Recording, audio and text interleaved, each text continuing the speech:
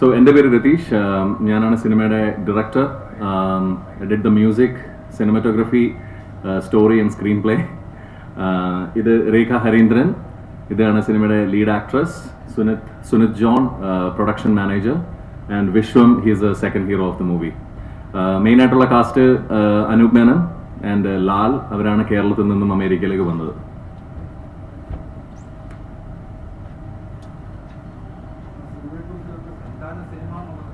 Okay, checkmate as A name suggest ഒരു game of chess ആണ്. അപ്പോൾ ഗെയിം ഓഫ് ചെസ്സിൽ ഒരു സ്ട്രാറ്റജി ഉപയോഗിച്ച് കളിക്കുന്ന ഒരു ഗെയിമാണല്ലോ ഗെയിം ഓഫ് ചെസ്. അപ്പോൾ അതിൽ രണ്ട് ഭാഗങ്ങളിൽ നിൽക്കുന്ന I would say good versus evil, അതിൻ്റെ ഒരു സിനിമാറ്റിക് വേർഷനാണ് ചെക്ക്മേറ്റ്. ഇതിനകത്ത് നമ്മൾ അഡ്രസ്സ് ചെയ്യുന്ന മനുഷ്യരുടെ ബേസിക് ആയിട്ടുള്ള ഇമോഷൻസ്, അവരുടെ insecurities, greed, betrayal, love, trust, ഇതുപോലത്തെ എല്ലാ ആസ്പെക്ട്സിനെയും അഡ്രസ്സ് ചെയ്ത് പോകുന്ന ഒരു നോൺ ലീനിയർ ചിത്രമാണ് ചെക്ക്മേറ്റ്.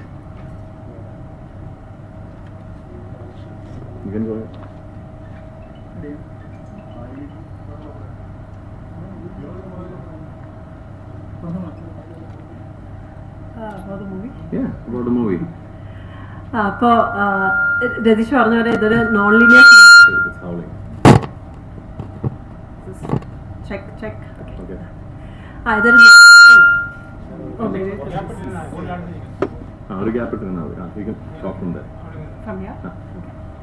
ഇതൊരു നോൺ ലീനിയർ സിനിമയാണ്. നമ്മൾ അമേരിക്കയിലാണ് ഫുൾ ഷൂട്ട് ചെയ്തിരിക്കുന്നത്. അപ്പോൾ അവിടുത്തെ ഒരു ബാക്ക്ഗ്രൗണ്ട് വെച്ചിട്ടുള്ള സിനിമയാണെങ്കിലും മലയാളി ഓഡിയൻസിന് റിലേറ്റ് ചെയ്യാൻ പറ്റുന്ന ഹ്യൂമൻ ഇമോഷൻസ് ഉള്ള ഒരു സിനിമയാണ്. അപ്പോൾ എല്ലാവരും കാണണമെന്ന് പ്രതീക്ഷിക്കുന്നു.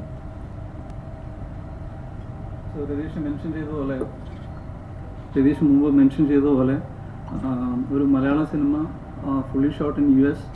ഇതിനു മുമ്പ് രണം എന്നൊരു മൂവി ആ ഒരു ടൈപ്പിൽ വന്നിട്ടുണ്ട്. പക്ഷേ this is totally different from that. ഒരുപാട് എല്ലാ മൂവീസിലും പറയുന്നത് പോലെ ഒരുപാട് ഹാർഡ് വർക്ക്, ഒരുപാട് എഫേർട്ട് എടുത്ത മൂവി, അതൊക്കെ ഇതിനും പറയാനുണ്ട്. പക്ഷേ എങ്കിൽ ഇതിന് കുറച്ചുകൂടെ ഡിഫറൻസ് എന്താണെന്ന് ചോദിച്ചാൽ നമ്മൾ ഫുള്ളി ഷോട്ട് ഇൻ US. അതുമാത്രമല്ല, നമുക്കിങ്ങനെ വലിയൊരു പ്രൊഡക്ഷൻ കമ്പനിയുടെ ബാക്കിങ്ങോ അങ്ങനെ ഒന്നുമില്ല. ഒരു ടോട്ടലി ഇൻഡിപെൻഡൻറ്റ് ആയിട്ടുള്ള ഒരു ഗ്രൂപ്പാണ് നമ്മൾ. അപ്പം നമ്മുടെ ഒരു അറ്റംപ്റ്റ് നല്ലതായിട്ട് വന്നിട്ടുണ്ട്. നല്ല റിവ്യൂസ്, ഫീഡ്ബാക്സ് ഒക്കെ നമുക്ക് കിട്ടിയിട്ടുണ്ട്. നമ്മളവിടെ ഒരു പ്രൈവറ്റ് സ്ക്രീനിങ് US ചെയ്തിട്ടുണ്ടായിരുന്നു, പല സ്റ്റേറ്റുകളിലായിട്ട്. എല്ലാത്തിനും നല്ല ഫീഡ്ബാക്കൊക്കെ കിട്ടി. So it's coming out. August 8th release. എല്ലാവരും കാണുക, സപ്പോർട്ട് ചെയ്യുക. നിങ്ങളുടെ സപ്പോർട്ട് ഇല്ലാതെ നമുക്ക് മുമ്പോട്ട് പോകാൻ പറ്റില്ല. So hoping you all watch the movie and support us. ഇതിൻ്റെ ഒരു USP എന്ന് പറയുന്നത് ഇതൊരു നോൺ ലീനിയർ പടമാണ്. അപ്പം അതുകൊണ്ട് തന്നെ അതിൻ്റെ ഒരു പ്രസൻറ്റേഷനിൽ ആ ഒരു പ്രത്യേകത നിങ്ങൾ കാണും. എല്ലാം ഒരു സീക്വൻഷ്യൽ രീതിയിലല്ല പടം മുന്നോട്ട് പോകുന്നത്. അതേപോലെ തന്നെ കുറേ ക്യാരക്ടേഴ്സ് ഉണ്ട്. രതീഷ് പറഞ്ഞ പോലെ ഇതൊരു ഗെയിം ഓഫ് ചെസ് ആയതുകൊണ്ട് തന്നെ കുറേ characters on both sides, on the good side, on the evil side എന്നുള്ളൊരു കോൺസെപ്റ്റാണ്. അപ്പം ഇതിൻ്റെ ഒരു ഓവറോൾ ഒരു നമ്മൾ ചെയ്തുകൊണ്ടിരുന്ന സമയത്ത് it took us almost 3 years from pre-production all the way to post-production, and now we stand here in this press meet. So extremely grateful for the media to be here. നിങ്ങളെല്ലാവരും കാണുമ്പോൾ നമുക്ക് നല്ല സന്തോഷമാണ്. August 8th പടം release ചെയ്യുന്നത്. കണ്ട് support ചെയ്യാം. അങ്ങനെ പ്രത്യേകിച്ച് ബാക്കിംഗ് ഒന്നും ഇല്ലാത്ത ഒരു ടീമാണ് ഞങ്ങൾ. ഒബിയസ്ലി ഒരു സിനിമ എന്നുള്ളൊരു സ്വപ്നം, അതിപ്പോൾ ഞാനല്ല, ആര് സ്റ്റാർട്ട് ചെയ്താലും നമ്മൾ നാച്ചുറലി പോകുന്നത് കണ്ടംപററി ആയിട്ട് ഇൻഡസ്ട്രിയിലുള്ള ആളുകളുടെ അടുത്താണ് നമ്മൾ പോവാറ്. അത് നമ്മൾ ചെയ്തു. അപ്പോൾ അവിടെ വന്ന കുറേയധികം ക്വസ്റ്റ്യൻസ്, ഒബിയസ്ലി അവർക്ക് അവരുടെ ഇൻട്രസ്റ്റ് പ്രൊട്ടക്ട് ചെയ്യണം. നമ്മളത് 100% അത് മനസ്സിലാക്കുന്നു. ഒബിയസ്ലി എനിക്ക് എൻ്റെതായ സെൽഫിഷ് റീസൺസ് കാണുമല്ലോ, അതുപോലെ അവർക്കും അവരുടേതായ സെൽഫിഷ് റീസൺസ് ഉണ്ടായിരുന്നു. അപ്പോൾ അവർ പറഞ്ഞ ഒരു മോഡൽ എന്ന് പറയുന്നത് നാട്ടിൽ വന്ന് ഒരു സിനിമ ചെയ്യൂ. അപ്പം നാട്ടിൽ പ്രത്യേകിച്ച് മലയാള സിനിമ ഈ ഒരു ലെവലിൽ ഇപ്പോൾ നിൽക്കുകയാണല്ലോ. ഇന്ത്യൻ സിനിമയെ വെച്ച് തന്നെ നോക്കുമ്പോൾ, അല്ലെങ്കിൽ ലോക സിനിമയിൽ ഒരു ഗ്ലോബൽ പ്രസൻസായി മലയാളം സിനിമ മാറിക്കൊണ്ടിരിക്കുകയാണ്. കാരണം Malayalam cinema has kind of like broken the pattern, so to speak, right? ഒരു ട്രഡീഷണൽ ഹീറോയിൻ, പ്രൊട്ടാഗണിസ്റ്റ്, അന്റാഗണിസ്റ്റ്, ആ ഒരു സംഗതി മാറ്റി നിർത്തി കഥയ്ക്കും ആ ഒരു കഥ ഒരു സിറ്റുവേഷനും ഇമ്പോർട്ടൻസ് കൊടുത്ത്, അങ്ങനെ പ്രത്യേകിച്ച് ഒരു നായകൻ്റെയോ നായികയുടെ ബാക്കിംഗ് ഇല്ലാത്ത ഒത്തിരിയധികം ചിത്രങ്ങൾ ഇപ്പോൾ മലയാളത്തിൽ വരുന്നുണ്ട്. അപ്പോൾ നമ്മൾ പ്രൊഡ്യൂസേഴ്സിനെ അല്ലെ പ്രൊഡക്ഷൻ കമ്പനീസിനെ അപ്രോച്ച് ചെയ്തപ്പോൾ അവർ ആ ഒരു നോർമൽ ഒരു കുക്കി കട്ടർ മോഡലാണ് നമ്മുടെ അടുത്ത് സ്വീകരിക്കാൻ പറഞ്ഞത്. പക്ഷേ ഞങ്ങളുടെ ടീമിൻ്റെ ഒരു ആഗ്രഹം റീച്ച് ഫോർ ദ സ്റ്റാർസ് എന്നുള്ളൊരിതാണ്. ആഗ്രഹം എന്ന് പറയുന്നത് അമേരിക്കയിൽ ഒരു മലയാളി മൂവി ഫ്രട്ടേണിറ്റി ഉണ്ടാക്കുക. ഇപ്പം നമ്മുടെ സിനിമയുടെ എല്ലാ പോസ്റ്റ് പ്രൊഡക്ഷനിൽ വർക്ക് ചെയ്ത ആളുകൾ എല്ലാവരും മലയാളികളാണ്. ഇവിടെ കൊച്ചിയിലും കോട്ടയത്തും ട്രിവാൻഡ്രത്തും ഒക്കെ ഉള്ള ടെക്നീഷ്യൻസ് ആണ്. നമ്മൾ മ്യൂസീഷ്യൻസിനെ യൂസ് ചെയ്ത് ലോകത്തെമ്പാടുള്ള മ്യൂസീഷ്യൻസിനെ യൂസ് ചെയ്തിട്ടുണ്ട്. പക്ഷേ ഈ സിനിമയുടെ എല്ലാ മിക്സിങ്ങും മാസ്റ്ററിങ്ങും ഗിറ്റാർസ് ഓർക്കസ്ട്ര ഇതെല്ലാം ട്രാക്ക് ചെയ്തതൊക്കെ നമ്മുടെ കേരളത്തിലും കൊച്ചിയിലും ചെന്നൈയിലും ഒക്കെയാണ്. അപ്പം ഒരു ക്രോസ് കൾച്ചറൽ കൊളാബറേഷൻ അതാണ് നമ്മുടെ ഒരു എൻഡ് ഗെയിം. അതായത് കൂടുതൽ അങ്ങനെ അമേരിക്കയിൽ അങ്ങനെ ഒരു പോസിബിലിറ്റി ഉണ്ടായി കഴിഞ്ഞ് കഴിഞ്ഞാൽ അതിൻ്റെ ഒരു ഫൈനാൻഷ്യൽ സൈഡിലാണെന്നുണ്ടെങ്കിലും നമുക്ക് ഒത്തിരി സപ്പോർട്ട് കിട്ടും. കാരണം എൻഡ് ഓഫ് ദ ഡേ ഇൻവെസ്റ്റേഴ്സിന് വേണ്ടത് റിട്ടേൺ ഓഫ് ഇൻവെസ്റ്റ്മെന്റ് ആണല്ലോ. അപ്പോൾ ഒരു ഫൈനാൻഷ്യൽ സൈഡിൽ ഒരു ഇത് വരികയാണെന്നുണ്ടെങ്കിൽ ഒരു മലയാളി മൂവി ഫ്രട്ടേണിറ്റി ഇവിടെയുള്ള ടെക്നീഷ്യൻസിനെയും ആർട്ടിസ്റ്റുകളെയും നമുക്ക് അമേരിക്കയിൽ കൊണ്ടുപോയി അവിടെ ഒരു സിനിമ ചെയ്ത് അല്ലെങ്കിൽ ABCD ഒക്കെ പോലത്തെ സിനിമകൾ പോലെ കൂടുതൽ സിനിമകൾ ചെയ്ത് ഇപ്പം തമിഴന്മാർക്കും തെലുങ്കന്മാർക്കും നോർത്ത് ഇന്ത്യൻസിനും ഒക്കെ അവിടെ ഒരു ഫ്രട്ടേണിറ്റി ഉണ്ട്. ഇപ്പം ഫോർ ഇൻസ്റ്റൻസ് നമ്മളിപ്പോൾ തെലുങ്കുമാരെ കുറിച്ച് പറയുകയാണെങ്കിൽ അവർക്ക് ആക്ച്വലി അവിടെ ഒരു സ്റ്റാർട്ടപ്പ് ഐഡിയാസ് ചെയ്യുന്ന ഇപ്പം I think it's in west കോസ്റ്റിൽ സിലിക്കൺ വാലിയിൽ സ്റ്റാർട്ടപ്പ് ഐഡിയാസ് കൊടുക്കുന്ന പോലത്തെ ഒരു ഐഡിയാസ് ഉണ്ട്. കാരണം അവരുടെ ആ ഒരു ഫ്രട്ടേണിറ്റി വളരെ വലുതാണ്. അവരിപ്പം സിനിമയും അതുപോലെ തുടങ്ങിയിട്ടുണ്ട്. അപ്പോൾ അതുകൊണ്ടാണ് തെലുങ്കിൽ നമ്മൾ ഒത്തിരിയധികം സിനിമകൾ അമേരിക്കയിൽ ഷൂട്ട് ചെയ്ത് അല്ലെങ്കിൽ പകുതി അമേരിക്കയിൽ ഷൂട്ട് ചെയ്ത് കുറേയധികം സിനിമകൾ വരുന്നുണ്ട്. അവിടെ നിന്ന് ഫണ്ടിങ് വരുന്നുണ്ട്. അപ്പോൾ അതൊക്കെയാണ് ഞങ്ങളുടെ ഒരു ആഗ്രഹം, ഒരു എൻഡ് ഗെയിം എന്ന് പറയുന്ന ആഗ്രഹം. അതാണ് അതിൻ്റെ ഭാഗമായി ചെയ്തൊരു സിനിമയാണ് ചെക്ക്മേറ്റ്. അത് ഓഡിയൻസ് അത് അക്സെപ്റ്റ് ചെയ്യും. ഒരു ഡിഫറെൻറ്റ് ടൈപ്പ് ഓഫ് സിനിമയാണ്. മലയാളികൾ ഡിഫറെൻറ്റ് ടൈപ്പ് ഓഫ് സിനിമകൾ, ആശയങ്ങൾ അപ്പം ഏതൊരു രീതിയിലാണ് സിനിമയുടെ കേസിൽ മാത്രമല്ല ഏതൊരു മേഖലയിലും പുതുമ ആഗ്രഹിക്കുന്ന ആളുകളാണ് മലയാളികൾ, നമ്മൾ മലയാളികൾ. അപ്പോൾ അതിൻ്റെ ഒരു വിശ്വാസത്തിൽ ചെയ്ത ഒരു പ്രോജക്റ്റാണ്. ക്യാമറ എനിക്ക് ക്യാമറ ചെയ്യണമെന്ന് ആഗ്രഹം ഇല്ലായിരുന്നു. പക്ഷേ കംപ്ലീറ്റ്ലി ബീങ് ഓണസ്റ്റ്, അവിടെ ഒരു ദിവസം ഒരു ക്യാമറമാനെ ഹയർ ചെയ്യണമെന്നുണ്ടെങ്കിൽ 3 പേരാണ് വരുന്നത്. ഇവിടത്തെ പോലെ തന്നെ ഒരു ക്യാമറ ആൾ വരും, ഒരു ഫോക്കസ് പുള്ളർ വരും, പിന്നെ ക്യാമറ എക്വിപ്മെന്റ് കാര്യങ്ങളൊക്കെ മെയിൻറ്റെയിൻ ചെയ്യാനായിട്ട് ഒരാൾ വരും. ഈ 3 പേർക്കും കൂടി ക്യാമറമാന് മാത്രം $1,200 $1,200 ഒരു ദിവസം കൊടുക്കേണ്ട ഒരവസ്ഥയാണ്. അപ്പോൾ നമ്മുടെ സിനിമയ്ക്ക് 86 days ഫുൾ ഷൂട്ടും പിന്നെ റൺ ആൻഡ് ഗണ്ണും കാര്യങ്ങളെല്ലാം കൂടെ അഗ്രിഗേറ്റ് ചെയ്യുകയാണെന്നുണ്ടെങ്കിൽ ഒരു 125-130 ദിവസത്തെ ഷൂട്ട് ഉണ്ടായിരുന്നു. അപ്പോൾ അതുകൊണ്ട് ഞങ്ങളുടെ പ്രൊഡക്ഷൻ കമ്പനി തീരുമാനിച്ചു, ഞങ്ങളൊരു നെറ്റ്ഫ്ലിക്സ് അപ്രൂവ്ഡ് ക്യാമറ മേടിച്ചു. ഒരു സൂപ്പർ 35mm സെൻസർ ക്യാമറ മേടിച്ച് തിയേറ്ററിൽ പ്രദർശിപ്പിക്കണമെങ്കിൽ ക്യാമറയ്ക്ക് ചില മാൻഡേറ്റ്സും കാര്യങ്ങളൊക്കെ ഉണ്ട്. അപ്പോൾ അതുപോലത്തെ ഒരു ക്യാമറ മേടിച്ച് ഞാൻ ക്യാമറ പഠിച്ചെടുക്കുകയായിരുന്നു. അതിന് കോഴ്സസിന് പോയി. പിന്നെ യൂട്യൂബ് എന്ന് പറയുന്ന ലോകത്ത് എല്ലാവർക്കും അക്സെപ്റ്റബിൾ ആയിട്ടുള്ള റീച്ചബിൾ ആയിട്ടുള്ളൊരു യൂണിവേഴ്സിറ്റി ഇങ്ങനെ തുറന്നു കിടക്കുകയല്ലേ. അപ്പോൾ അങ്ങനെ ശരിക്കും പറഞ്ഞാൽ എൻ്റെ മോള് മേഘന ജിംനസ്റ്റ് ആണ്. അപ്പം മേഘനയുടെ പല ആംഗിൾസും കാര്യങ്ങളൊക്കെ വെച്ചിട്ട് പിന്നെ മ്യൂസിക് വീഡിയോ, ഷോർട്ട് ഫിലിംസ് അങ്ങനത്തെ കാര്യങ്ങളെല്ലാം ചെയ്ത് എനിക്ക് തന്നെ ഒരു കോൺഫിഡൻസ് ആയതിനു ശേഷമാണ് ഇങ്ങനൊരു വലിയൊരു സ്റ്റെപ്പ്, ഒരു ബോൾഡ് സ്റ്റെപ്പിലേക്ക് എത്തിയത്.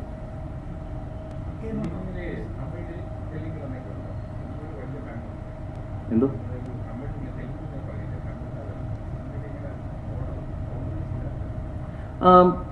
തീർച്ചയായും എനിക്ക് തോന്നുന്നു സിനിമയ്ക്ക് ബൗണ്ടറീസ് ഉണ്ട് എന്നുള്ളതാണ്. കാരണം ലിംഗ്വിസ്റ്റിക്സ് ഇപ്പം നമ്മൾ അമേരിക്കയിൽ നോക്കുകയാണെന്നുണ്ടെങ്കിൽ കൂടുതലും ഇംഗ്ലീഷ്, ഐ വുഡ് സേ 90% ഇംഗ്ലീഷും പിന്നെ കുറച്ച് സ്പാനിഷും കാര്യങ്ങളൊക്കെ ഉണ്ട്. നമുക്കൊരു ലിംഗ്വിസ്റ്റിക് ഡിവിഷൻ ഉണ്ട് അല്ലെ, ലാംഗ്വേജ് ഡിവിഷൻ. എല്ലാ സ്റ്റേറ്റിനും അതിൻ്റെതായ ഒരു ഡിവിഷൻ ഉണ്ട്. ഇപ്പം ഫോർ ഇൻസ്റ്റൻസ് തമിഴ്നാട്ടിൽ ഇറങ്ങുന്ന എല്ലാ സിനിമകളും ഇവിടെ വന്ന് മലയാള സിനിമയെക്കാട്ടിലും കൂടുതൽ കളക്ഷൻ മേടിച്ചുകൊണ്ട് പോകുന്നുണ്ട്. പക്ഷേ that's not the case with Malayalam cinema. ഇപ്പം ഞങ്ങളുടെ സിനിമ തന്നെ നോക്കുകയാണെന്നുണ്ടെങ്കിൽ August 8 കേരളത്തിൽ റിലീസാണ്. പക്ഷേ August 8 തമിഴ്നാട്ടിലോ ബാംഗ്ലൂരോ റിലീസ് ചെയ്യാനുള്ളൊരു നമ്മുടെ ഡിസ്ട്രിബ്യൂട്ടർ, എൻ്റെ തീരുമാനമല്ല, അവർ പറയുന്നത് നമുക്ക് വെയിറ്റ് ആൻഡ് വാച്ച് എന്നിട്ട് അവിടെ ഡിസ്ട്രിബ്യൂട്ട് ചെയ്യാം എന്നുള്ളൊരു ആശയമാണ്. പക്ഷേ ഇപ്പോൾ ഏതൊരു തമിഴ് സിനിമയോ ബിഗ് ബഡ്ജറ്റ് സിനിമകളോ നോക്കുകയാണെന്നുണ്ടെങ്കിൽ അവർ റിലീസ് ചെയ്യുന്ന അതേ ദിവസം ഇവിടെയും റിലീസ് ചെയ്യുന്ന ഒരു അവസ്ഥയാണ്. സിനിമയ്ക്ക് ബൗണ്ടറി ഉണ്ടോ എന്ന് ചോദിച്ചാൽ ഇല്ല. പക്ഷെ പ്രേക്ഷകർക്ക് എനിക്ക് തോന്നുന്നു ബൗണ്ടറീസ് ഉണ്ട്. അവർക്ക് അവരുടെ ഇഷ്ടങ്ങൾ.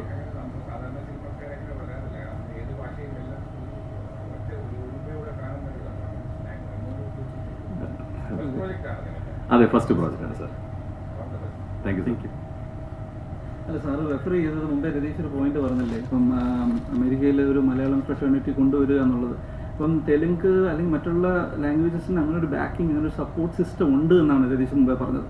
മലയാള സിനിമയ്ക്ക് അങ്ങനെ ഇല്ല. അല്ല, ഫൊക്കാന പോലെ ഒരുപാട് ഗ്രൂപ്പുകളുണ്ട്. പക്ഷെ അവരൊന്നും മൂവി റിലേറ്റഡ് അല്ല. സപ്പോർട്ട് തീർച്ചയായും. ഫൊക്കാനയുടെ വൺ ഓഫ് ദ ഫൗണ്ടിങ് മെമ്പേഴ്സായ പോൾ കറുകപ്പള്ളി, അദ്ദേഹം നമ്മുടെ സിനിമയെ സപ്പോർട്ട് ചെയ്തിട്ടുണ്ട്. പക്ഷേ പോൾ സാർ എപ്പോഴും പറയുന്നുണ്ട് ഫൊക്കാന എന്നുള്ള പേര് ഇതിന് യൂസ് ചെയ്യേണ്ട ആവശ്യമില്ല. കാരണം FOKANA is different. He as an individual. Paul Karukappally, Lindo Jolly, അദ്ദേഹം ഫൊക്കാന, ഫോമ ഇതുപോലത്തെ അസോസിയേഷനിലൊക്കെ വളരെയധികം സപ്പോർട്ട് ചെയ്തത്, ചാക്കോ കുര്യൻ, അജു ഉമ്മൻ. അപ്പം നമുക്ക് അവരെയൊക്കെ നമ്മൾ ഇൻഡിവിജ്വൽസ് ആയിട്ടാണ് നമ്മൾ അപ്രോച്ച് ചെയ്തത്. അവരുടെ അടുത്ത് അപ്രോച്ച് ചെയ്തിട്ട് ഇങ്ങനെ ഒരു ആശയമുണ്ട് എന്ന് പറഞ്ഞപ്പോൾ ഈ മലയാളി മൂവി ഫ്രട്ടേണിറ്റി എന്നുള്ളൊരു ആശയം പറഞ്ഞപ്പോൾ അവർ സപ്പോർട്ടായി, അവർ നമ്മളെ സപ്പോർട്ട് ചെയ്യാൻ തീരുമാനിച്ചു.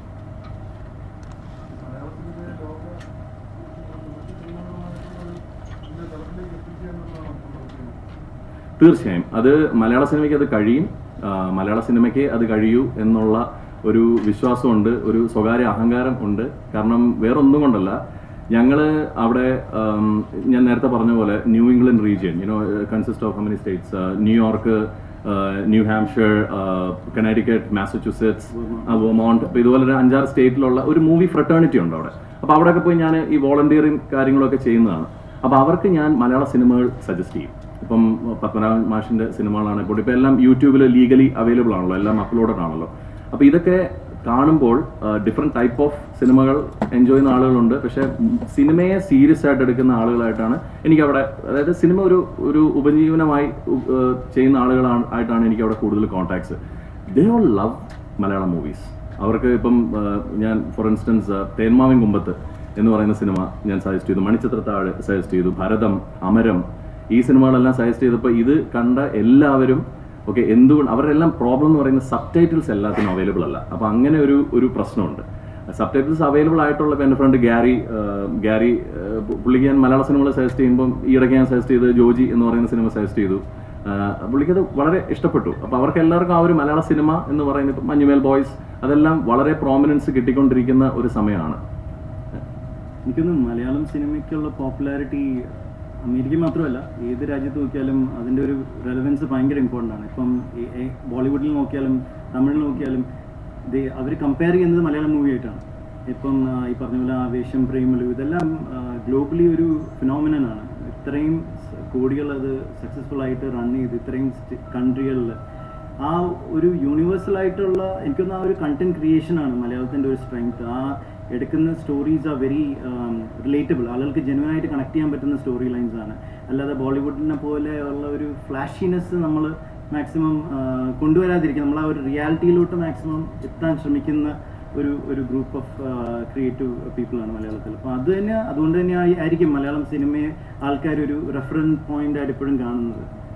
ഏത് പടം എടുത്താലും അവർ റെഫറൻസ് ചെയ്യുന്നത് മലയാളം പടങ്ങളുമായിട്ടുള്ള ഒരു കമ്പാരിസണാണ്. അത് ആക്ടിങ്ങിലാണെങ്കിലും സ്റ്റോറി ലൈനിലാണെങ്കിലും ഡയറക്ഷനിലാണെങ്കിലും. പിന്നെ ഒത്തിരി റീമേക്സും വരുന്നുണ്ടല്ലോ. മലയാളം സിനിമേന്റെ റീമേക്സ് ആണ് ഇപ്പൊ ബോളിവുഡിലും, ഇപ്പൊ ഹോളിവുഡ് ഓൾസോ റീസെന്റ്. ദൃശ്യം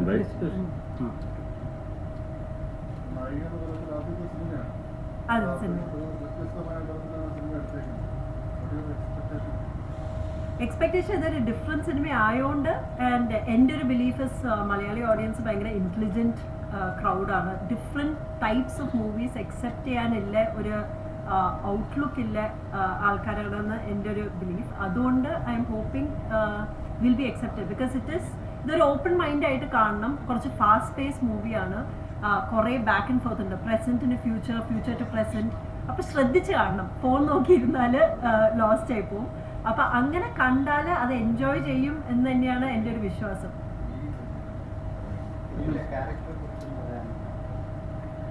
ഞാൻ പ്ലേ ചെയ്യുന്ന റോൾ ജെസ്സി, ഒരു 360 ഡിഗ്രി ക്യാരക്ടറാണ്. എൻ്റെ ഫസ്റ്റ് റോളായിട്ട് ഇത് കിട്ടിയത് ഒരു വലിയൊരു ഭാഗ്യം എന്ന് കരുതുന്നു. എന്താ വെച്ചാൽ all types of emotions, from romantic to കുറച്ച് സ്ട്രീറ്റ് സ്മാർട്ട്, ഒരു സൈഡിലൊരു കളി, കുറച്ച് എംബിഷ്യസ്, അങ്ങനെ കുറേ ഡിഫറെൻറ്റ് ഷെയ്ഡ്സ് വരുന്ന ഒരു ക്യാരക്ടറാണ്. അതുകൊണ്ട് എസ്പെഷ്യലി ഫീമെയിൽ റോളിന് ഇങ്ങനത്തെ ഒരു പ്രസൻസ് കിട്ടിയത് I consider a big luck.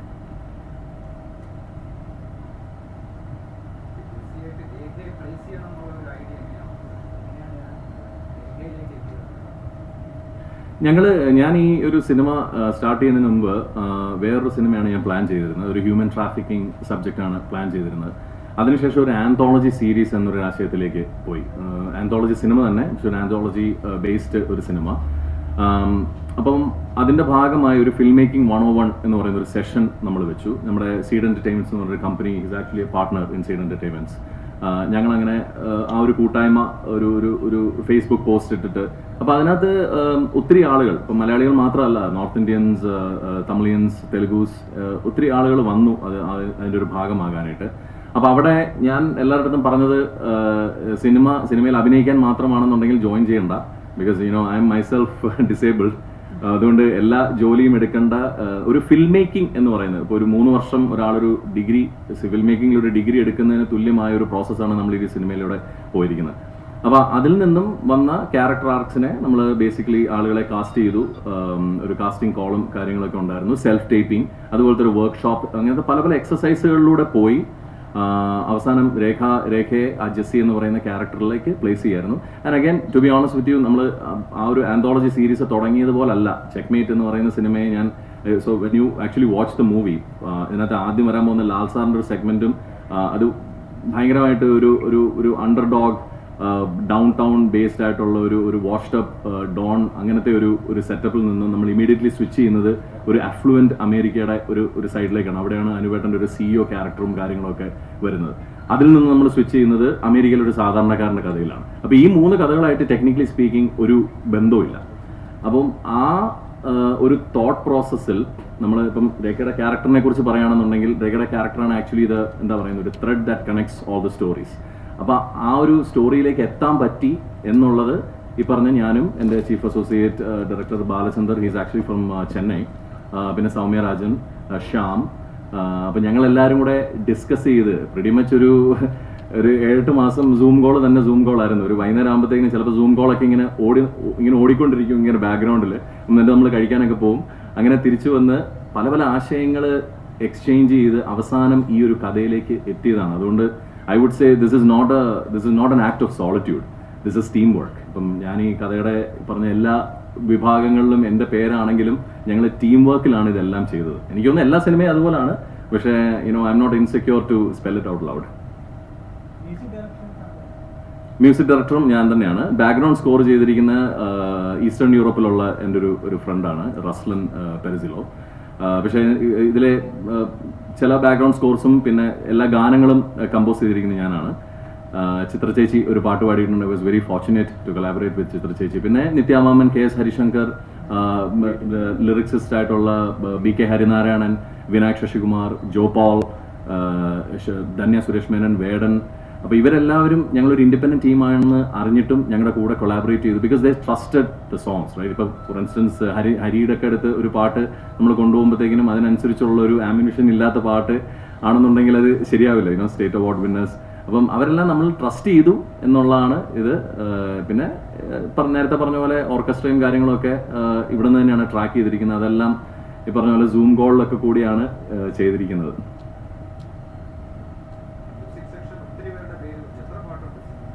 സിനിമയിൽ ആക്ച്വലി 10 പാട്ടുണ്ട്. ഈ സിനിമയുടെ അസംബ്ലി കട്ട്, ആദ്യത്തെ കട്ട് എന്ന് പറയുന്ന 3 മണിക്കൂർ 20 മിനിറ്റാണ്. ആ 3 മണിക്കൂർ 20 മിനിറ്റിൽ നിന്നും സിനിമ കട്ട് ചെയ്ത് പറഞ്ഞ പോലെ ഒരു മെറ്റിക്കുലസ് പ്രോസസ്സിലൂടെ പോയി ഞങ്ങൾക്കൊരു 16 ടൈം ലൈൻ ഉണ്ടായിരുന്നു. ഈ 16 ടൈം ലൈനിൽ നിന്നും ആ 16 ടൈം ലൈനൊക്കെ പറഞ്ഞ പോലെ ഞങ്ങൾ വരച്ചുണ്ടാക്കി എഴുതി, ഓക്കെ ഇവിടെ നിന്ന് കട്ട് ചെയ്ത് കഴിഞ്ഞാൽ ജമ്പ് ഫീൽ ചെയ്യുമോ അങ്ങനെ. കാരണം നോൺ ലീനിയർ സിനിമയാണിത്. ഒരു 1+1=2 എന്ന് പറയുന്ന ഒരു ഇക്വേഷൻ അല്ല.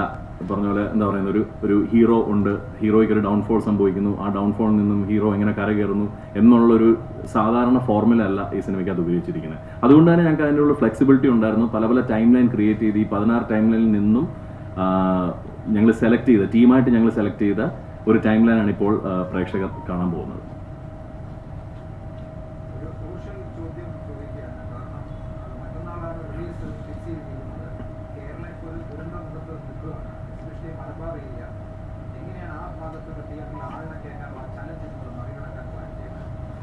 ആദ്യം തന്നെ വയനാട് ഇഷ്യൂ അഡ്രസ്സ് ചെയ്യണം.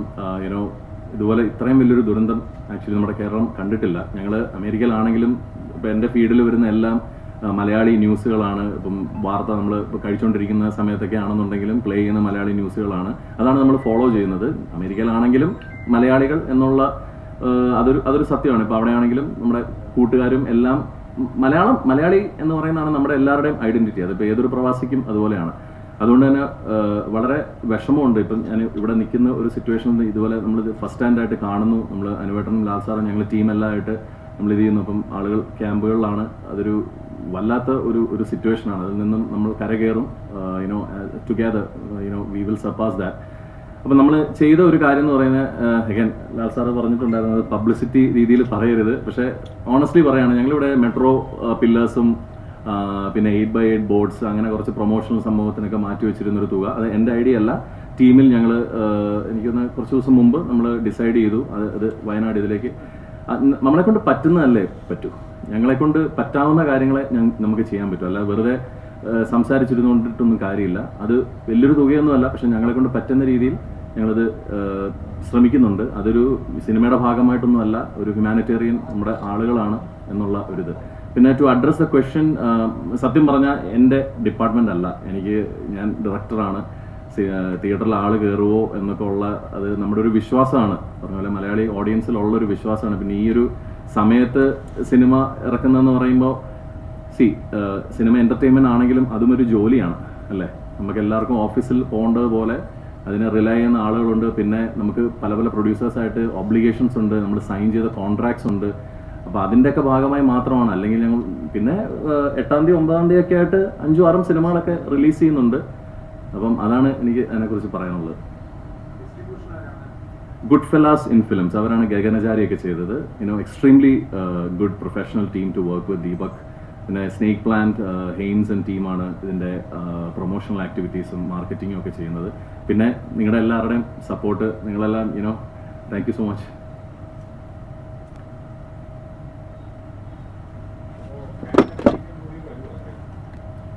Pan American movie for sure. അതായത് ഇതിനകത്ത് കൂടുതലും ഞാൻ പല ഡിപ്പാർട്ട്മെന്റ്സ് ഹാൻഡിൽ ചെയ്യാനായിട്ടുള്ള കാരണം തന്നെ നമ്മൾ അതിന് അതായത് ബാക്കി ലൊക്കേഷൻസ് ഫോർ എക്സാമ്പിൾ ഇപ്പം അമേരിക്കയിലെ കണക്റ്റിക്കട്ടിലെ പാർലമെന്റ് നമ്മളവിടെ ഫിലിം ചെയ്തു.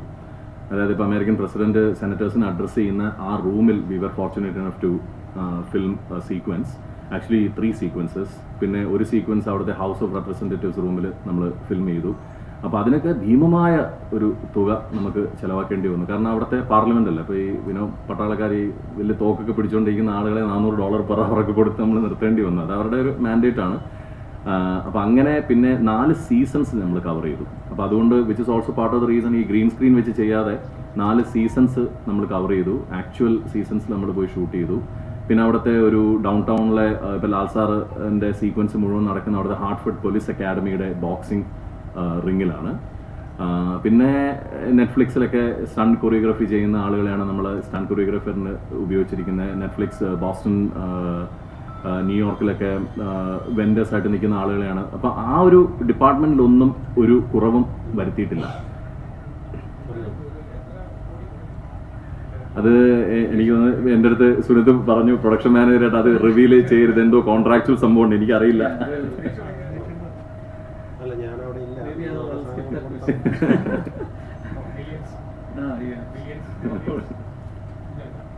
പക്ഷെ ഞങ്ങൾ ആരും ഇതിൽ ഒരു പൈസ പോലും എടുത്തിട്ടില്ല. ഞാൻ ആസ് എ ഡയറക്ടർ എടുത്തിട്ടില്ല. Rekha, none of us are paid. നമ്മൾ ആരും ഇതിനകത്ത് ചെയ്തിട്ടില്ല. അപ്പം again just to put statistics together, right, നമ്മുടെ ടീമിലെ സൗമ്യ കൊളക്ട് ചെയ്തൊരു ഇതുണ്ട്, ക്ലോസ് ടു 40,000 hours. അതായത് ഒരു 40,000 മണിക്കൂർ നമ്മൾ ഇതിനു വേണ്ടി സ്പെൻഡ് ചെയ്തിട്ടുണ്ട്, man hours. 86 days of shoot, 125 days of run and gun എല്ലാം കൂടെ കൂട്ടി. അത് കൂടാതെ ക്ലോസ് ടു 10,000 റഷസ് എന്ന് പറയുന്ന ആക്ച്വൽ ക്ലിപ്സ് എടുത്തിട്ടുണ്ട്. അപ്പോൾ ഇതിൽ നിന്നുമെല്ലാം ഈ പറഞ്ഞ അസംബ്ലി കട്ട് 3.5 മണിക്കൂർ 4 മണിക്കൂറിൻ്റെ സാധനമാണ് 2 മണിക്കൂർ 5 മിനിറ്റ് 2 സെക്കൻഡിലേക്ക് നമ്മൾ കൊണ്ട് എത്തിച്ചിരിക്കുന്നത്. അപ്പം ബഡ്ജറ്റ് വൈസ് നോക്കുകയാണെന്നുണ്ടെങ്കിൽ ഡെഫിനറ്റ്ലി അമേരിക്കയിൽ 1 മണിക്കൂർ ഒരാളെ ഹയർ ചെയ്യണമെന്നുണ്ടെങ്കിൽ അതിപ്പോൾ ഒരു സ്കിൽഡ് തൊഴിലാണെങ്കിൽ, ഇപ്പോൾ ഒരു ഫോക്കസ് പുള്ളർ പോലൊരു സ്കിൽഡ് തൊഴിലാണെന്നുണ്ടെങ്കിൽ അതൊരു റേറ്റ് ആണ്. അതല്ല ഒരു ഗ്രിപ്പ് അല്ലെന്നുണ്ടെങ്കിൽ ഒരു ലൈറ്റിംഗ് ബോയ് ഇങ്ങനെ ചെയ്യണമെന്നുണ്ടെങ്കിലും നമുക്ക് അവർക്ക് വെറുതെ അങ്ങനെ പൈസ കൊടുക്കാൻ പറ്റില്ല. $15 an hour അത് മിനിമം വേജ് ആണ്. $15 an hourൽ അമേരിക്കൻ US ഡോളേഴ്സിൽ സിനിമ ഉണ്ടാക്കി ആ ഒരു കൺവേർഷൻ ചെയ്യുമ്പോൾ അതിൻ്റെതായ ഒരു തുക വന്നിട്ടുണ്ട്. അതാണ് വന്നിരിക്കുന്ന തുക. Thank you so much sir.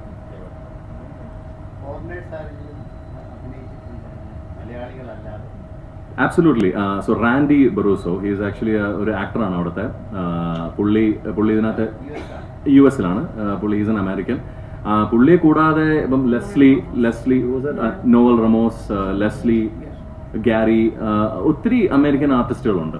അപ്പം നമ്മൾ എന്താ ചെയ്യുന്നതെന്ന് വെച്ചാൽ മലയാളം സബ് ടൈറ്റിൽസ് ചില ഭാഗങ്ങളിൽ, നമ്മൾ അമേരിക്കൻ ഇംഗ്ലീഷ് വരുന്ന ചില ഭാഗങ്ങളിൽ എനിക്കതിൻ്റെ പേഴ്സണലി എൻ്റെ ആവശ്യമുണ്ടെന്ന് തോന്നുന്നില്ല, പക്ഷേ ഭാഗങ്ങളിൽ നമ്മൾ മലയാളം സബ് ടൈറ്റിൽസ് തിയേറ്റേഴ്സിന് വേണ്ടിയിട്ട് ആഡ് ചെയ്തിട്ടുണ്ട്.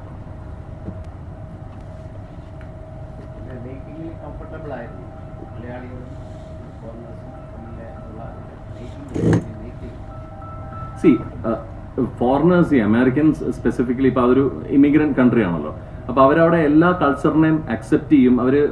അവർ ഇപ്പം തന്നെ ഇംഗ്ലീഷ് എന്ന് പറയുന്നത്, ഇപ്പം ഞാനവിടെ ചെന്ന സമയത്ത് എൻ്റെ ഇംഗ്ലീഷ് അത്ര നല്ലതൊന്നും അല്ലായിരുന്നു. അപ്പോൾ അവിടെ ഞാൻ നോട്ടീസ് ചെയ്തിട്ടുള്ളത് ഭാഷ എന്ന് പറയുന്ന ഒരു കമ്മ്യൂണിക്കേഷൻ ടൂളും ആയിട്ട് മാത്രമാണ്. അതിനെ ഒരു ഭാഷയെ വെച്ചിട്ട് ഒരു ക്ലാസ് അല്ലെങ്കിൽ ഒരു സ്റ്റാൻഡേർഡ് ആയിട്ട് അമേരിക്കൻസ് ഒരിക്കലും കാണാറില്ല. അവർക്കൊരു കാര്യം മനസ്സിലായില്ലെങ്കിൽ can you please repeat that എന്നുള്ള രീതിയിലാണ് ചോദിക്കുന്നത്. അപ്പോൾ അങ്ങനെ നോക്കുകയാണെന്നുണ്ടെങ്കിൽ അവിടെ അക്സെപ്റ്റൻസ് ആണ്, നമുക്ക് എല്ലാവർക്കും അവിടെ അക്സെപ്റ്റൻസ് ആണ്. പിന്നെ അവർ നമ്മുടെ സ്കില്ലിനെയും കൾച്ചറിനെയും ഒക്കെ ഒത്തിരി അധികം സ്നേഹിക്കുന്ന, നമ്മുടെ എന്ന് മാത്രമല്ല ഏതൊരു കൾച്ചറിനെയും ഒത്തിരി അധികം റെസ്പെക്ട് ചെയ്യുന്ന ടൈപ്പ് ഓഫ് ആളുകളാണ്. അപ്പം അങ്ങനെ വെച്ച് നോക്കുമ്പോൾ ഒരു ക്രോസ് കൾച്ചറൽ കൊളാബറേഷൻ എന്നുള്ള രീതിയിൽ പറഞ്ഞ പോലെ എൻ്റെ ഐഡിയ എന്ന് പറയുന്ന ഒരു ക്രോസ് കൾച്ചറൽ കൊളാബറേഷൻ, ഒരു മൂവി ഫ്രെറ്റേണിറ്റി ഉണ്ടാക്കുക. അപ്പോൾ അവിടെ മലയാളികൾ മാത്രമല്ല ആർക്കും, ഇപ്പോൾ കൊറിയൻ സിനിമയ്ക്ക് കിട്ടിക്കൊണ്ടിരിക്കുന്ന ഒരു അക്സെപ്റ്റൻസിലേക്ക് എത്തുക എന്നുള്ളതാണ് ഞങ്ങളുടെ കമ്പനിയുടെ ഒരു ലക്ഷ്യം. ഇപ്പം നാട്ടിലൊക്കെ ഒരു മൂവിയുടെ പ്രൊഡക്ഷൻ ക്രൂവിൽ എത്ര പേരുണ്ടാവും? Easily 1000. Art department may be 50 ആൾക്കാർ, കോസ്റ്റ്യൂം മേ ബി another 50. അങ്ങനെ ഒരു വലിയ ക്രൂ ആയിരിക്കത്തില്ലേ? ഒരു സിംഗിൾ നമ്മുടെ ഫുൾ ക്രൂ എടുത്തു കഴിഞ്ഞാൽ ഹാർഡ്ലി 20-25 അത്രയും പേര് ചേർന്നാണ് ഈ മൂവി ഉണ്ടാക്കിയിരിക്കുന്നത്. മനസ്സിലായോ? അപ്പം അതാണ് ഞാൻ മുമ്പ് പറഞ്ഞത്. ഇപ്പോൾ എല്ലാ മൂവീസും എടുക്കുന്നത് എഫേർട്ട് ഇട്ടിട്ടാണ്. ഒരുപാട് ഹാർഡ് വർക്ക് എല്ലാ മൂവീസിൻ്റെയും ബിഹൈൻഡിലുണ്ട്. പക്ഷെ ഞങ്ങൾക്ക് it was even more hard. It wasn't easy. ഞാൻ മറ്റൊരു ഇന്റർവ്യൂവിൽ ആക്ച്വലി പറഞ്ഞതാണ്, ലാൽ സാറിന്റെ അനുപേട്ടന്റെ കോസ്റ്റ്യൂം ഒരു പ്രശ്നമാണല്ലോ, അവരുടെ സൈസ് ഒരു പ്രശ്നമാണല്ലോ. അപ്പോൾ അവിടെ അമേരിക്കയിൽ ഏറ്റവും ഒരു അടിപൊളിയായിട്ടുള്ളൊരു സംഭവം എന്ന് പറഞ്ഞാൽ നമ്മൾ എന്ത് മേടിച്ചാലും റിട്ടേൺ ചെയ്യാം, റൈറ്റ്? അപ്പോൾ അതുകൊണ്ട് ഞങ്ങൾ അനുപേട്ടൻ്റെയും ലാൽ സാറിൻ്റെയും ലാർജ്, XL, XXL ഇതിൻ്റെ 3 വേരിയേഷൻസ് ആണ് നമ്മൾ മേടിച്ച്. എനിക്കൊന്ന് ഒരു മാസത്തോളം എൻ്റെ വീടിൻ്റെ ഒരു ടെക്സ്റ്റൈൽ ഷോപ്പ് പോലെയായിരുന്നു. കാരണം ഇതിൻ്റെ കോസ്റ്റ്യൂം ചെയ്തിരിക്കുന്ന സ്വപ്നിൽ ബത്ര എന്ന് പറഞ്ഞൊരു സുഹൃത്തും പിന്നെ എൻ്റെ വൈഫ് മീര നായരുമാണ്. അപ്പം ഇതെല്ലാം അവർ കറക്റ്റായിട്ട് അത് മാനേജ് ചെയ്ത് അത് പാക്കേജ് ചെയ്ത് സെലോ ടേപ്പ് വെച്ച് ഒട്ടിച്ച്, എന്നിട്ട് ലാൽ സാർ വന്ന ദിവസം അതിനുവേണ്ടി തന്നെ ഞങ്ങളൊരു വണ്ടി അറേഞ്ച് ചെയ്തു. ഇത് ലാൽ സാർ അത് കണ്ടു കഴിയുമ്പോൾ ഇതെന്താണിത് എന്ന് പറയുമ്പോൾ, സാറേ ഇപ്പോൾ ഷൂസ് ആണെന്നുണ്ടെങ്കിലും 3-4 സൈസ് മേടിച്ചിട്ട് അതെല്ലാം ഞങ്ങൾ ഈ പറയുന്ന കടകളിൽ റിട്ടേൺ ചെയ്യാനായിട്ട് എളുപ്പമാണ്. അവിടെ ഒരു പ്രശ്നമില്ല. ഒബിയസ്ലി അതിനെ മിസ്യൂസ് ചെയ്യുന്ന ആളുകളും ഉണ്ട്. പക്ഷെ അങ്ങനെ റിട്ടേൺ ചെയ്ത് അങ്ങനെയൊക്കെ നമ്മൾ ചെയ്തതാണ്. കാരണം അവർ വന്നു കഴിഞ്ഞ് കഴിഞ്ഞാൽ പിന്നെ നമുക്ക് we can fall around, right?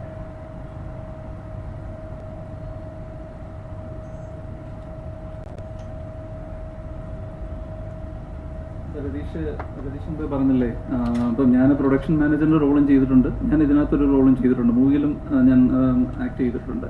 അപ്പോൾ ഇതുപോലെ ഞങ്ങൾക്ക് എല്ലാവർക്കും ഇൻ ഫ്രണ്ട് ഓഫ് ക്യാമറയും ബിഹൈൻഡ് ദ ക്യാമറയും വർക്കുണ്ട്. അപ്പം ആക്ട് ചെയ്തിട്ട് ഇമീഡിയറ്റ്ലി പോയി ചിലപ്പോൾ ചോറ് വിളമ്പേണ്ടി വരും, അല്ലെങ്കിൽ എല്ലാ ജോലിയും ഈ 18 പേര് എല്ലാവരും എല്ലാ ജോലിയും ചെയ്തവരാണ്. മനസ്സിലായി? ആക്ടിങ് മാത്രമല്ല. അതുകൊണ്ടാണ് നമ്മൾ ഈ 18 മെമ്പർ ക്രൂ വെച്ചിട്ട് മൂവി ഫിനിഷ് ചെയ്യാൻ പറ്റിയത്. അപ്പം നീ പറഞ്ഞ പോലെ നമ്മൾ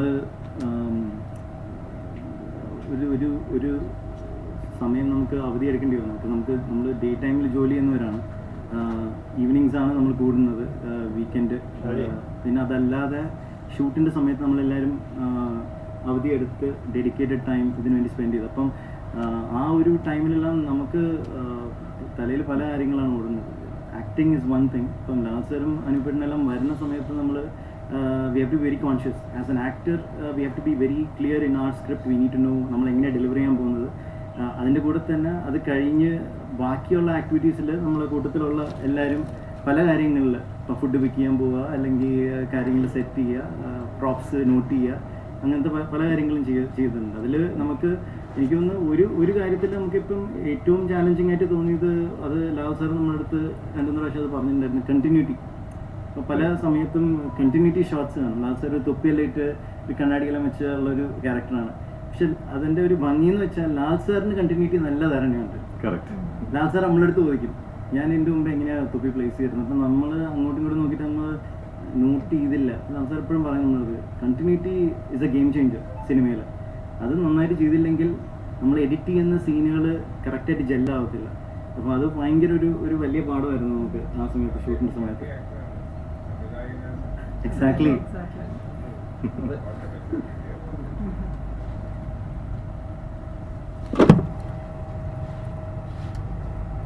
Any questions, please? എല്ലാവരും ഇപ്പം രതീഷ് മുമ്പേ ഇപ്പം ചിത്ര ചേച്ചി കൊളാബറേറ്റ് ചെയ്താലും പറഞ്ഞു, ഹരിശങ്കർ ഒരുപാട് പേരുകൾ പറഞ്ഞില്ലേ.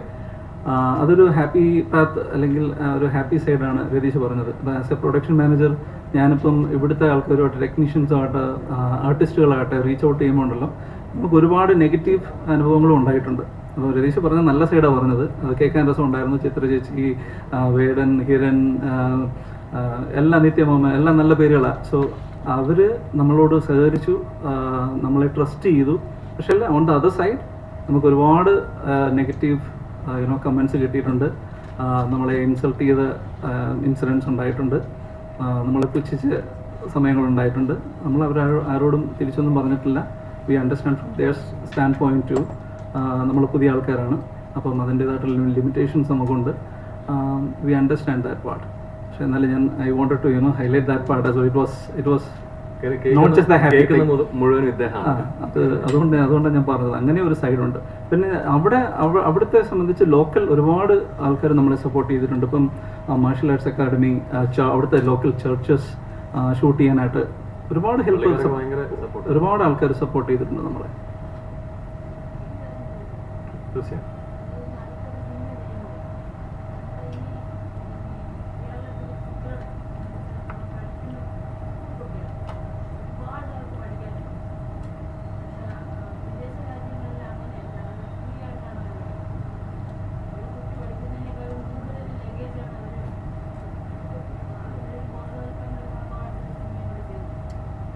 അത് ഡെഫിനറ്റ്ലി അതൊരു നല്ലൊരു തോട്ടാണ് അത്. കാരണം എനിക്ക് തോന്നുന്നത് കൂടുതലും നമ്മുടെ ഇവിടെ പ്രാക്ടീസ് ചെയ്യപ്പെടുന്ന കരിക്കുലം എനിക്ക് തോന്നുന്നത് കൂടുതലും ബ്രിട്ടീഷ് ഇൻഫ്ലുവൻസ്ഡ് ആണ്.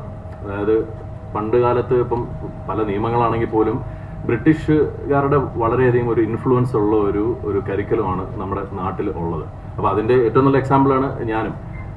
ഇപ്പോൾ ഫോർ ഇൻസ്റ്റൻസ് അമേരിക്കയിൽ ഇപ്പം എൻ്റെ മോള് ഇപ്പം സ്കൂളിൽ പോകുന്നുണ്ട്. അവരെ വെറുതെ ഫ്രീ ആയിട്ട് വിട്ടിരിക്കുകയാണ്. എന്നിട്ട് ഒരു മിനിമം ഒരു 7ാം ക്ലാസ് ആവുന്നിടം വരെ teachers are also kind of trying to find out ഇവരുടെ ഇൻട്രസ്റ്റ് ഏതിലാണ് എന്നുള്ളത്. അതിനു വേണ്ടിയിട്ട് അവർ വളരെയധികം ശ്രമിച്ചിട്ട് അതിൻ്റെ ബേസിസിലാണ് ഇവരെ മോട്ടിവേറ്റ് ചെയ്യുന്നതും അവരുടെ ആ ഒരു ഇത് കണ്ടുപിടിക്കുന്നത്. പക്ഷേ ഇവിടെ എന്ന് പറഞ്ഞാൽ എനിക്ക് തോന്നുന്നത് ഇപ്പം മാർക്ക് കിട്ടാതെ പോവുക എന്ന് പറയുന്നത്, ഇപ്പം എനിക്ക് ഓർമ്മയുണ്ട്, എനിക്ക് 4 മാർക്കിനാണ് 10ാം ക്ലാസ് ഡിസ്റ്റിങ്ഷൻ പോയത്. റൈറ്റ്? ആ ഒരു സമയം എന്ന് പറഞ്ഞാൽ കരിദിനങ്ങളായിരുന്നു. അതായത് ഞാനിനി എന്തിന് പഠിക്കണം എന്നുള്ളൊരു ലെവലിലേക്ക്, കാരണം എൻ്റെ ചേട്ടൻ ചേച്ചിക്കും ഡിസ്റ്റിങ്ഷൻ ഉണ്ട്, എന്തിന് പഠിക്കണം. അപ്പോൾ ആ സമയത്ത് എന്താ പറയുക, വീട്ടിലാരും സംസാരിക്കുന്നില്ല അങ്ങോട്ടും ഇങ്ങോട്ടും, ആ ഒരു ലെവലിലേക്ക് പോയി. അപ്പം ഇന്ന് ഞാനത് തിരിഞ്ഞു നോക്കുമ്പം എനിക്ക് സത്യം പറഞ്ഞാൽ ചിരിയാണ് വരുന്നത്. കാരണം മാർക്കിൻ്റെ ബേസിസിലാണ് ജോലി കിട്ടുക, അതായത് ഡിഗ്രി എടുക്കുക, ജോലി കിട്ടുക എന്നുള്ള ഒരു കോൺസെപ്റ്റാണ്. പക്ഷേ ഇപ്പോൾ അവിടുത്തെ ഇപ്പോൾ ഫേസ്ബുക്കിൻ്റെ ഫൗണ്ടർ മാർക്ക് സക്കർബർഗ്, പുള്ളി ഡ്രോപ്പ് ഔട്ടാണ്. അതുപോലത്തെ അവിടെ അങ്ങനെ ഒരു ഓപ്ഷൻ അവൈലബിൾ ആണ് എന്നുള്ളതാണ്. നമ്മളെ ആരും അത് വെച്ചിട്ട് ജഡ്ജ് ചെയ്യില്ല. അതായത് എഡ്യൂക്കേഷണൽ ക്വാളിഫിക്കേഷൻ അല്ലെങ്കിൽ നമ്മുടെ class, the way you dress, the way you talk, the way you eat, അതൊക്കെയാണല്ലോ അമേരിക്കയെയും ബ്രിട്ടീഷുകാരെയും വ്യത്യസ്തമാക്കിയത്. ആ ഒരു സ്റ്റീരിയോ ടൈപ്പ് ബ്രേക്ക് ചെയ്തു. എന്നുള്ളതാണ്. അതുകൊണ്ടാണ് അമേരിക്കയിൽ എല്ലാവരും ഒരു സൈഡിലും, ഇവിടെയുള്ള UK-യിലുള്ള ആളുകൾ ഒരു സൈഡിലും, അവിടെ കിലോഗ്രാം, ഇവിടെ പൗണ്ട്, അവിടെ നമ്മൾ കുത്തുന്ന പ്ലഗ് ആണെങ്കിൽ പോലും അവരുടെ മെട്രിക്സ് ആണെങ്കിൽ പോലും പൗണ്ട്, കിലോഗ്രാം, അവർക്ക് എല്ലാത്തിലും ഒരു ചേഞ്ച് വേണമായിരുന്നു. അതുകൊണ്ടാണ് അവർ ക്രിക്കറ്റിനെ സപ്പോർട്ട് ചെയ്യാത്തത്, because it's A colonial game. അവർക്ക് എല്ലാത്തിലും ഒരു ചേഞ്ച് വേണം എന്നുള്ളൊരു ആശയത്തിലാണ്. അപ്പോൾ കംപ്ലീറ്റ്ലി ഡിഫറെൻ്റ് ആണ് അവിടുത്തെ ഒരു രീതികൾ, കംപ്ലീറ്റ്ലി ഡിഫറെൻ്റ് ആണ്. ഇവിടുത്തെ മോശമാണെന്നല്ല പറയുന്നത്. I M A product of ഇവിടുത്തെ സ്കൂളുകളിൽ പഠിച്ചതുകൊണ്ടാണ് എനിക്ക് വിദ്യാഭ്യാസം ലഭിച്ചത്. അതൊന്നുമല്ല പറയുന്നത്. പക്ഷേ എനിക്ക് തോന്നുന്നു സിസ്റ്റം ഡെഫിനറ്റ്ലി മാറണം. അത് താങ്കൾ പറഞ്ഞത് കറക്റ്റാണ്. ഇനി അതിനെ വെച്ചൊരു സിനിമ എടുക്കണോ എന്ന് ചോദിച്ചു കഴിഞ്ഞാൽ മേ ബി ഒരു ചെറിയൊരു പ്ലോട്ട് ഇപ്പോൾ വന്നിട്ടുണ്ട് തലയ്ക്കകത്ത്. എപ്പോഴും പറയുന്നത്, ഞാൻ പലവട്ടം പറയുന്നത്, യു ട്രൈങ് ടു ഒരു മീനിനെ മരം കയറാൻ പഠിപ്പിക്കുന്ന ഒരു പരിപാടിയാണ് ഇവിടെ. അത് എനിക്കത് പറഞ്ഞേ പറ്റൂ, കാരണം ഞാനത് ഒത്തിരി അനുഭവിച്ചതാണ്. എന്ന് വെച്ചാൽ ഇപ്പം ഐ ബിലീവ് എന്നെ ഏറ്റവും കൂടുതൽ ഡ്രൈവ് ചെയ്തിരുന്നത്, എന്നെ ഏറ്റവും കൂടുതൽ മോട്ടിവേറ്റ് ചെയ്തിരുന്നത് ആർട്ട് ബേസ്ഡ് ആയിട്ടുള്ള സംഭവങ്ങളായിരുന്നു. ഇപ്പം ഫോർ ഇൻസ്റ്റൻസ് റിമാർക്സ് ലൈക്ക്, നീ ഒന്നും പഠിച്ചിട്ട് ഒരു കാര്യമില്ല. ഞാൻ എത്ര കേട്ടിട്ടുള്ളതാണത്. നീ പഠിച്ചിട്ട് ഒരു കാര്യമില്ല എന്നുള്ള രീതിയിൽ കേട്ടിട്ടുള്ള. ഇപ്പം ബന്ധുക്കളുടെ അടുത്തുനിന്നും ടീച്ചർമാരുടെ അടുത്തുനിന്നും അവരാരും മോശമെന്നല്ല, ഞാൻ പോയിന്റ് ഔട്ട് ചെയ്യാണ്, എൻ്റെ ലൈഫിൽ സംഭവിച്ച കാര്യങ്ങൾ പോയിന്റ് ഔട്ട് ചെയ്യാണ്. പക്ഷേ ആ ഒരു സൈഡിനെ വളർത്തിയെടുക്കാനായിട്ട് ഉള്ളൊരു സിസ്റ്റം ഇവിടെ ഇല്ല എന്ന് തന്നെ പറയാം. അതുകൊണ്ടാണ് ഈ 40-ാമത്തെ വയസ്സിൽ ഞാൻ ഇതുപോലത്തെ ഒരു സിനിമ ചെയ്യുന്നത്. മേ ബി 20-ാമത്തെ വയസ്സിൽ ഞാൻ ചെയ്തേനെ, കാരണം സ്കൂളിൽ ഡ്രാമയും കാര്യങ്ങളൊക്കെ ചെയ്തുകൊണ്ടിരുന്നതാണ്. 40 വയസ്സായി.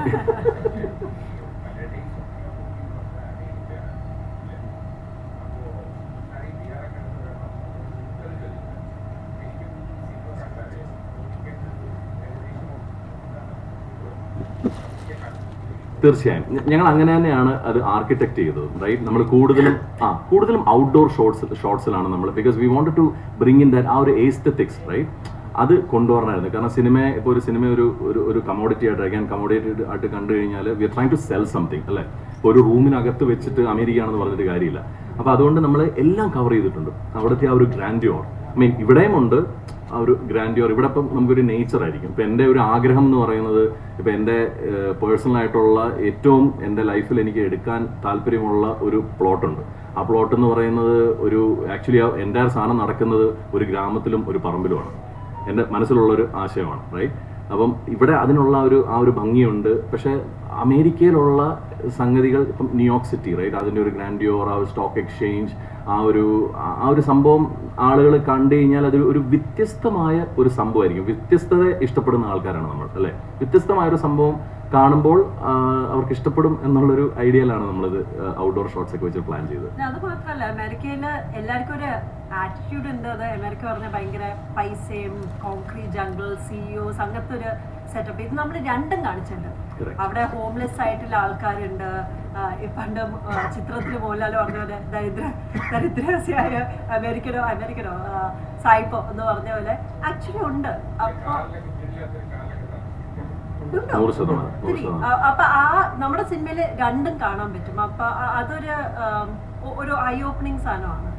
ചില ആളുകൾ ആക്ച്വലി അവരുടെ വീട് വിറ്റിട്ട് അവർ ക്യാരവൻ എടുക്കും. ക്യാരവൻ എടുത്തിട്ട് അവർ ട്രാവൽ ചെയ്യും. അവർ ഈ പറഞ്ഞ പല സ്ഥലങ്ങളിൽ അവർ ട്രാവൽ ചെയ്ത്, ക്യാരവൻ എന്ന് പറയുന്ന അവിടെ ഒരു ഭയങ്കര സംഭവമാണ്. കാരണം പല സ്ഥലങ്ങളിൽ, എല്ലാ സ്റ്റേറ്റിലും ചെന്ന് കഴിഞ്ഞാൽ ക്യാരവാനിലുള്ള വേസ്റ്റ് ഡംപ് ചെയ്യാനും അതിനൊക്കെ ഉള്ള പ്രൊവിഷൻസ് ഉണ്ട്. എന്നിട്ട് അവർ അങ്ങ് കറങ്ങുകയാണ് വീടൊക്കെ വിറ്റിട്ട്.